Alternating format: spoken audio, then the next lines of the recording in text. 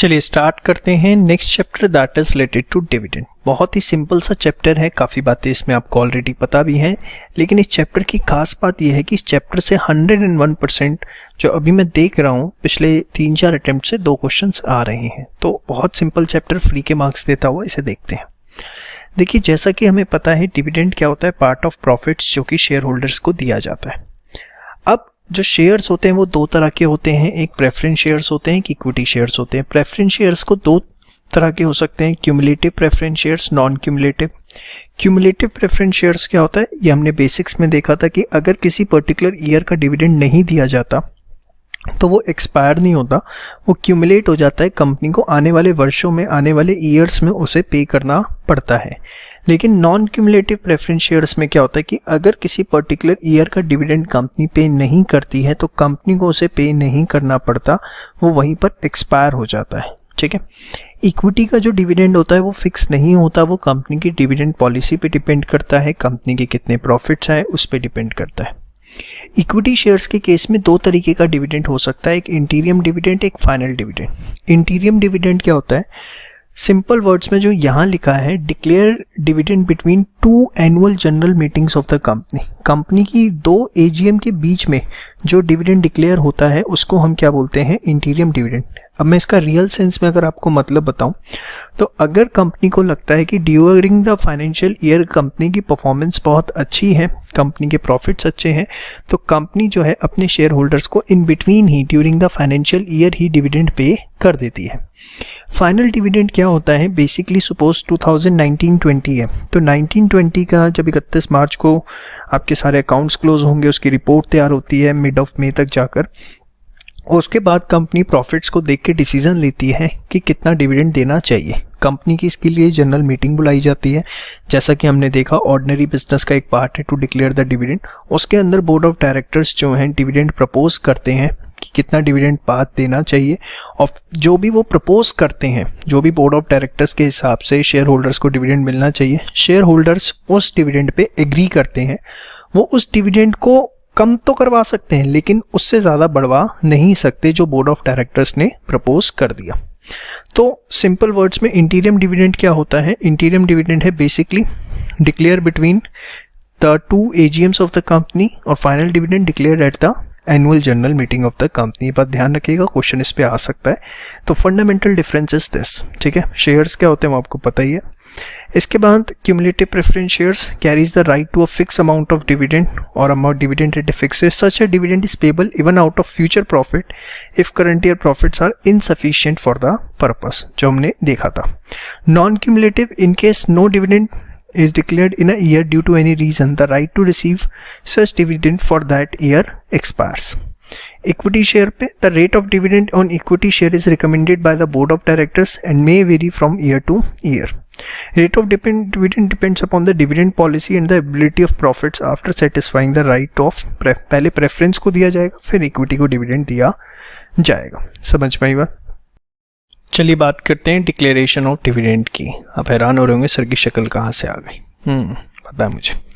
चलिए declaration of dividend, तो देखिए डिविडेंड जो है वो कहाँ से दिया जा सकता है, उसके क्या सोर्स हो सकते हैं। तो कंपनी डिविडेंड दे सकती है करंट ईयर के प्रॉफिट्स में से, पास्ट ईयर के प्रॉफिट्स में से, या कुछ करंट ईयर कुछ पास्ट ईयर में से, या अगर सेंट्रल गवर्नमेंट या स्टेट गवर्नमेंट ने कुछ मनी प्रोवाइड करी है कि आप इसमें से डिविडेंड दे दें, तो उस केस में जो कंपनी है उस मनी में से डिविडेंड प्रोवाइड कर सकती है। तो देखिए सब ये जो लिखा हुआ उसको सिंप्लीफाई कर दिया, out of current year profits but that profit shall be after charging the depreciation, out of past year profit, out of both A and B, out of the money receive from central government और state government. तो question कई बार 3 number का या 2 number का पूछ लिया जाता है।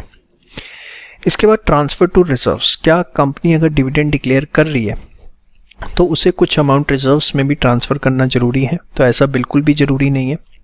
हाँ, अगर कंपनी कुछ रिजर्व्स में ट्रांसफ़र करना चाहती है तो वो मैंडेटरी नहीं है, वो ऑप्शनल नेचर का है। कंपनी चाहे तो प्रॉफिट का कुछ हिस्सा बिफोर डिक्लेयरिंग द डिविडेंड जो है वो रिजर्व्स में ट्रांसफ़र कर सकती है। पहले ये रिस्ट्रिक्टेड हुआ करता था, इस पर रिस्ट्रिक्शन हुआ करती थी कि आपको इतना ट्रांसफ़र करना ही करना है, लेकिन अब वो चीज़ें सारी हट चुकी हैं। अब कोई ऐसी कंडीशन नहीं है। तो देखिए, कंपनी में transfer such percentage of profit to reserve before declaration of dividend as it may consider necessary, such transfer is not mandatory. ये दो एग्जाम्पल हैं, इसको आप एक बार पढ़ लीजिए, कुछ भी नहीं है। Alma limited proposes to transfer more than 10% of the profits of the company to the reserves for the current year. Before the declaration of dividend, is Amla Limited allowed to do so? तो उसमें ऐसी कोई दिक्कत नहीं है। The company to be transferred to reserve out of profits for a financial year has been left at the discretion of the company, acting wide its board of directors. Therefore, the company is free to transfer any profit to reserve. फिर उसके बाद है Bricks limited has earn profit of इतना for the financial year, propose dividend of इतना, however it does not intend to transfer any amount to reserve. तो ना करे, कोई दिक्कत नहीं है। समझ में आई बात? श्योर। इसके बाद अगर मैं बात करूं, नेक्स्ट है declaration of dividend out of accumulated profits. इसका मतलब ऊपर आ गया देखो। तो कंपनी क्या पास्ट ईयर प्रॉफिट्स में से डिविडेंड डिक्लेयर कर सकती है? जी हाँ, कंपनी जो है पास्ट ईयर के प्रॉफिट्स में से डिक्लेयर कर सकती है dividend, subject to certain conditions that has been specified, जो हम आगे डिस्कस करेंगे। लेकिन वो कंडीशंस ऐसी किसी भी गवर्नमेंट कंपनी जिसमें सारे शेयर सेंट्रल गवर्नमेंट या स्टेट गवर्नमेंट के पास हैं, उन कंपनीज के ऊपर ये कंडीशन अप्लाई नहीं होती। So dividend out of past year profits can be provided subject to certain condition. However a government company in which entire, सारी की सारी, गवर्नमेंट कंपनी नहीं, 100%, एंटायर वर्ड लिखा हुआ है, entire capital is held by central government और state government और both, need not to follow such condition. उन्हें ये कंडीशन फॉलो करने की जरूरत नहीं है। ठीक है, तो ये मत करिएगा। इधर आप ये पूरा लिख लीजिए। ठीक है, इधर ये सिर्फ येलो वाला पार्ट जो आपको बताया, एग्जाम्पल्स मन करे तो लिख लो, नहीं तो आपके बुक में भी होंगे। और इधर जो है ये 4 पॉइंट्स आपको नोट डाउन कर दें। ठीक है, फटाफट फास्ट। चलिए, जो अभी आपने टॉपिक किया उसी के ऊपर क्वेश्चन है। Public company has been declaring dividend at the rate of 20% on equity share during last 3 years. The company has not made adequate profits during the current year, but it has got adequate reserves which can be utilized for maintaining the rate of dividend. This advise the company as to how it should go about if it wants to declare this at the rate of 20% as per the provisions. So वही सारी चीजें इसमें आपको चारों कंडीशनें mention करनी है ना। Given case the company has made adequate profits for the current year, however it can declare dividend out of accumulated profits, hence the company can declare 20% provided it has required residual reserve of 15, residual मतलब balance, यहाँ पे जो fourth condition है उसकी बात कर रहा है, 15% of paid up capital and free reserves as appearing in the latest audited financial statement. तो आंसर थोड़ा अच्छा डिजाइन है, आप अपनी चारों कंडीशनें सिंपली इसमें लिख दीजिएगा। इसके बाद आगे बात करते हैं depositing of amount of dividend. बहुत इंपॉर्टेंट है। जिस दिन कंपनी ने डिविडेंड डिक्लेयर किया है उसके 5 दिनों के अंदर, सिर्फ 5 दिन का वक्त है, और ये पता नहीं कितनी बार एग्जाम में आ चुका question. The amount of dividend including इंटीरियम dividend shall be deposit in a scheduled bank in a separate bank account with in 5 days।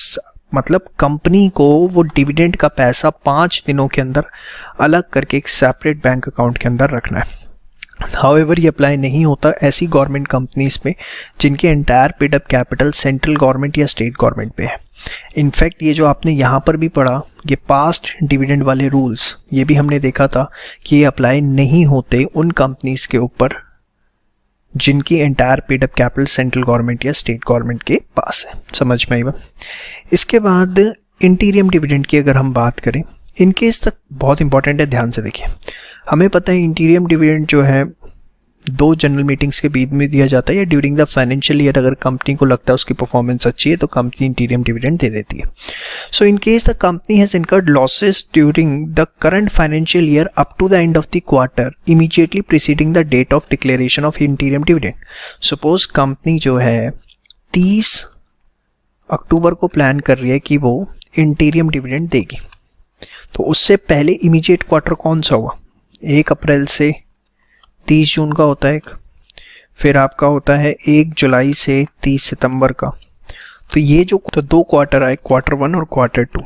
तो आपको ये देखना है कि दोनों क्वार्टर के अंदर मिला करके अगर कंपनी को लॉसेस हैं, ध्यान से देखिए, इन case the company has incurred losses during the current financial year, भाई करंट फाइनेंशियल ईयर तो पूरा है ना, 1 अप्रैल से लेके 30 सितंबर तक, up to the end of the quarter, और कब तक? इस क्वार्टर एंड तक, 30 सितंबर तक। इस पूरे के पूरे बेसिस में अगर कंपनी को लॉसेस हो रहे हैं, सपोज सर एक में प्रॉफिट है एक में लॉस है, तो सेट ऑफ करके देख लेंगे नेट में कितना है। तो year up to the end of quarter immediately preceding the date of declaration of interim dividend, such interim dividend shall not be declared at a rate higher than the average dividend declared by the company during the immediately preceding 3 financial years। तो सीधी सी बात है, वो जो first condition नहीं थी dividend out of past year profit की, वही इंटीरियम dividend pay भी लगा रखी है। अगर आप करंट ईयर में इंटीरियम डिविडेंड दे रहे हैं बावजूद इसके कि करंट ईयर में आपके लॉसेस चल रहे हैं, सीधी सी बात। और इंटीरियम डिविडेंड भी 5 दिन के अंदर जो है आपका डिपॉजिट हो जाना चाहिए सेपरेट बैंक अकाउंट में। समझ में आई बात। यहाँ पर एक एग्जांपल है, इसको जरा एक बार आप फटाफट अपने लेवल पे कंप्लीट करिए फास्ट, ठीक है। इसके बाद नेक्स्ट है पेमेंट ऑफ डिविडेंड। तो इसके लिए कुछ नहीं करना, सिर्फ आप ये कर लेना, payable in cash, cheque, warrant या कोई भी इलेक्ट्रॉनिक मोड। किसको? रजिस्टर्ड शेयर होल्डर को, इसके ऑर्डर पे किसी को या उसके बैंकर को। अगर निधि कंपनी है तो any dividend payable in cash में be paid by crediting the same to the account of the member. आप सीधे निधि कंपनी के केस में जो मेंबर है, जो शेयर होल्डर है, सीधे उसके अकाउंट में जो है क्रेडिट कर सकते हैं। समझ में आई बात।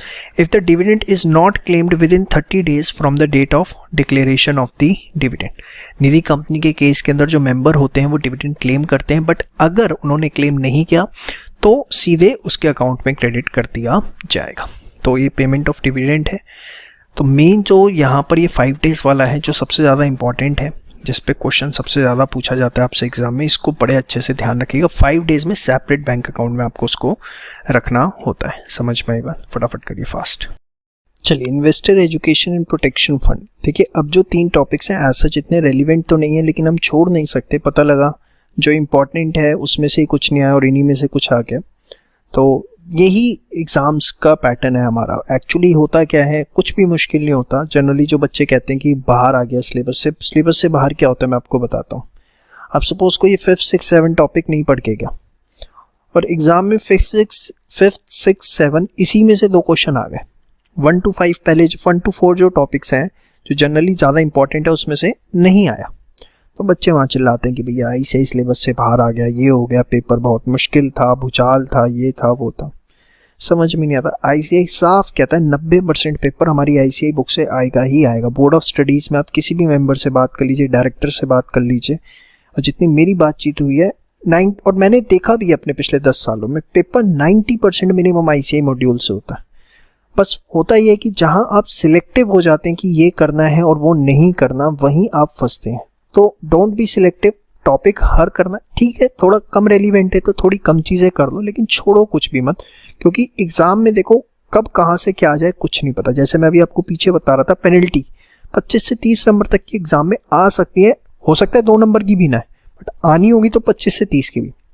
तो अगर आप 100% प्रिपेयर हैं then no one can stop you, लेकिन आप सिलेक्टिव स्टडीज करेंगे तो फिर फायदा नहीं होगा। तो चलिए देखिए, इन्वेस्टर एजुकेशन प्रोटेक्शन फंड के बारे में यहाँ थोड़ा सा बताया गया है। तो इसमें सिर्फ यही है कि उस फंड को कैसे इस्तेमाल करना है, कौन उसे ऑपरेट करेगा, कैसे उसका ऑडिट होगा। तो मेन बातें मैं आपको बताऊंगा, सारी डिटेल में नहीं करनी। The fund shall be utilize for the refund of unclaimed and unpaid dividend. अगर कोई बाद में शेयर होल्डर जागता है, अरे यार ये तो मेरा पैसा था, तो उसके रीपेमेंट के लिए आप उस पैसे को यूज कर सकते हो। Promotion of investor awareness and protection. Investor की अवेयरनेस के लिए, प्रोटेक्शन ऑफ इंटरेस्ट के लिए जो एडवर्टीजमेंट्स वगैरह किए जाते हैं वो भी इसी पैसे से किए जाते हैं। इस फंड को सेंट्रल गवर्नमेंट जो है वो एस्टेब्लिश करेगी। इस अमाउंट में कहाँ से पैसा आ सकता है, तो सेंट्रल गवर्नमेंट पैसा देगी। सिर्फ हेडिंग करनी और कुछ नहीं। देखिए साफ लिखा है, लर्न ओनली हेडिंग्स। अंदर की एक्सप्लेनेशन देखनी भी नहीं है, सारी एक्सप्लेनेशन काट दो, जितनी भी अंदर एक्सप्लेनेशन है कुछ भी नहीं करनी, सिर्फ हेडिंग करनी। डोनेशन बाय सेंट्रल गवर्नमेंट हो सकता है।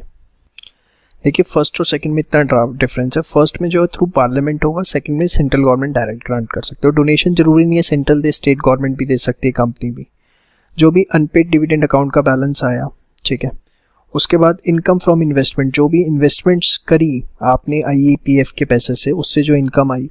अमाउंट रिसीव थ्रू डिसगोगमेंट और डिस्पोजल ऑफ सिक्योरिटीज, जो शेयर्स अनक्लेम डिविडेंड अकाउंट से आप पे ट्रांसफर हुए, उसके जो शेयर्स ट्रांसफर हो उसको अगर आपने बेचा उससे कुछ पैसा आया। एप्लीकेशन मनी, अब ये क्या है, सपोज कंपनी ने एप्लीकेशन मनी रिसीव करी बट अलॉटमेंट नहीं किया और जब कंपनी एप्लीकेशन मनी रिफंड करने गई तो शेयर होल्डर ट्रेसेबल नहीं है, तो वो पैसा भी इसी में आ जाता है। मैच्योर डिपॉजिट्स जो banking other than banking companies basically जो कंपनी डिपॉजिट्स लेती है, जिसके बारे में हमने पीछे पढ़ा था, अगर वो ट्रेसेबल नहीं होते ऑन मैच्योरिटी, मेंबर ट्रेसेबल नहीं है, तो वो पैसा भी आईपीएफ में आ जाता है। Mature debentures, suppose debenture holder reading करने का टाइम आ गया, डिबेंचर होल्डर ट्रेसेबल नहीं है, तो वो पैसा भी बेसिकली जो है कंपनी के पास आता है, उस पर इंटरेस्ट जितना भी है। Amount receive from sale proceeds of bonus shares, suppose 7 साल तक किसी बंदे ने अपने शेयर्स क्लेम नहीं किए और या कुछ भी हो गया, उस पर जो भी बोनस शेयर्स मिले तो वो भी आईपीएफ में आ जाते हैं। जो भी रिडम्पशन अमाउंट है या कोई भी अमाउंट, सारे करने की जरूरत नहीं है, 5-6 कर लेना कोई भी, आप आई बात समझ में। उसके बाद एक चीज़ लिखी हुई है H2J, that is application money, mature deposit और mature debentures shall form part of fund unless such funds had remained unclaimed and unpaid for a period of 7 years। तो ये तभी HIJ ये तभी फंड का पार्ट बनेंगे जब ये 7 साल तक क्लेम नहीं किए जाते। ठीक है, तो ऊपर से याद रखिए, ज़्यादा डिटेल में जाने की जरूरत नहीं है। यूटिलाइजेशन की अगर आप बात करें तो एक तो प्रमोशन ऑफ इन्वेस्टर एजुकेशन में the refund in respect of unclaim dividend, mature deposit, mature debenture, उनका अगर रिफंड कोई मांगता है तो उसके लिए, या reimbursement of specified legal expenses, या आगे का करने की जरूरत नहीं, आप कंफ्यूज होंगे, इतना करिए reimbursement of specified legal expenses. 3 बातें इसमें आप याद रखेंगे और कुछ भी नहीं। इसके बाद constitution of authority for administration of fund, इस फंड की एडमिनिस्ट्रेशन के लिए जो अथॉरिटी बनेगी उसमें एक चेयरमैन होंगे, and such other members not exceeding 7 से ज़्यादा मेंबर्स नहीं हो सकते, and a chief executive officer as the central government में अपॉइंट। तो इस बॉडी में कौन कौन होगा ये पता होना चाहिए, 2 नंबर में पूछ सकते हैं आपसे। Handling of the fund, such rules as में बी प्रिस्क्राइब, जो भी रूल्स बनेंगे उस हिसाब से इसको आपको देखना है, और इसके लिए रूल्स बनाए गए हैं investor education protection fund authority rules 2016 के हिसाब से इसे मैनेज करना होता है। तो देखिए जितना इस पर अंडरलाइन कर रखा है ना, सिर्फ उतना और कुछ भी नहीं, तो आप खामा कंफ्यूज होने वाले, समझ में आई बात।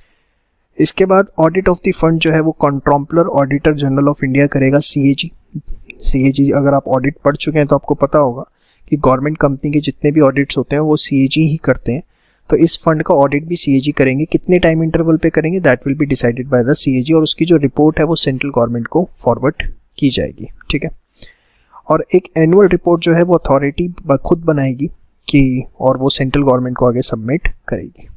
तो ये आप कर लेंगे। ठीक है, तो इसमें आपको मैंने जितना बताया है सिर्फ इतना करिए, उससे ज़्यादा कुछ नहीं। क्या है ये फंड, किस कहाँ से पैसा आएगा, ठीक है, कैसे यूटिलाइजेशन है, उसकी बॉडी में कौन कौन होगा, कैसे फंड यूटिलाइज होंगे, ऑडिट कैसे होगा, और अथॉरिटी को जो एनुअल रिपोर्ट बनानी है, सिर्फ इतना कर लीजिए, छोड़ना नहीं है, एटलीस्ट इतना जरूर आपको करना है।